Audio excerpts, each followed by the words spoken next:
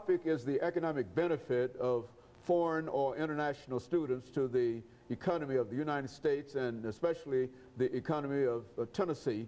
And of course, Dr. Madu has given us some very, very interesting information in reference to that. Let's continue our discussion, Dr. Madu, in dealing with the numbers that you're dealing with here. Yeah, and like I said before, you have 250,000.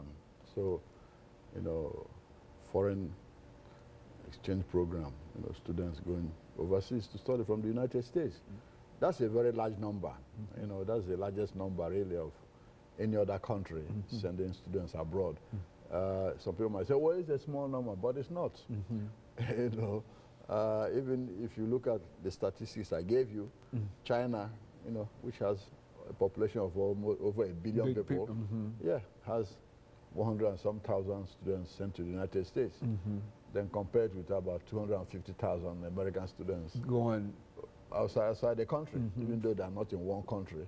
But, you know, if you look at it statistically too, you find out that there are more Chinese students studying here than any other country in the world. There are more Indian students studying here than any other country in the world. So really this country attracts more foreign students than most other, you know, countries. So that's very important and significant. But like I said before, where I find some problems, you know, in terms of our foreign exchange program from this country, is that it seems we are not encouraging more of what you call the so-called minority students to participate in these programs. You know, either because of economic reasons or because the administrations in those schools have not seen it fit, you know, to pursue, you know, these programs, or lack of information. Any of those factors, you know, will play a significant role. But like I said earlier on, TSU did a very good job a few years ago in getting foreign students here and building partnerships with foreign universities. Vanderbilt has always done that. You know, that's why I have more foreign students there. And like I said about the benefits, the more foreign students you have in and the more exchange students you send out, the more the school benefits economically.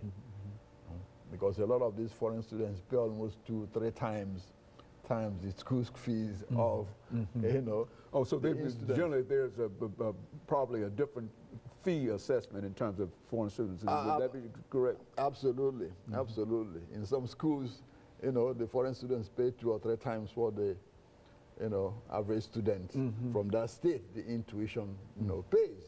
So that's very important. That's why a lot of schools want them to come, because their school fees alone, you know, balances the budget.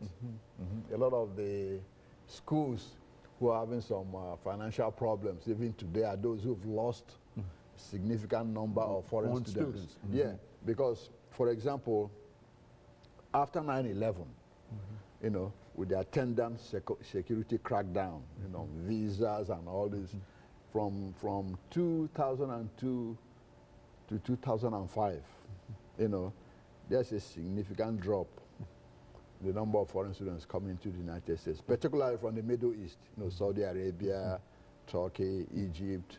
They found it harder, and also like countries in Africa, Nigeria and the rest, find it harder for students to get visas here.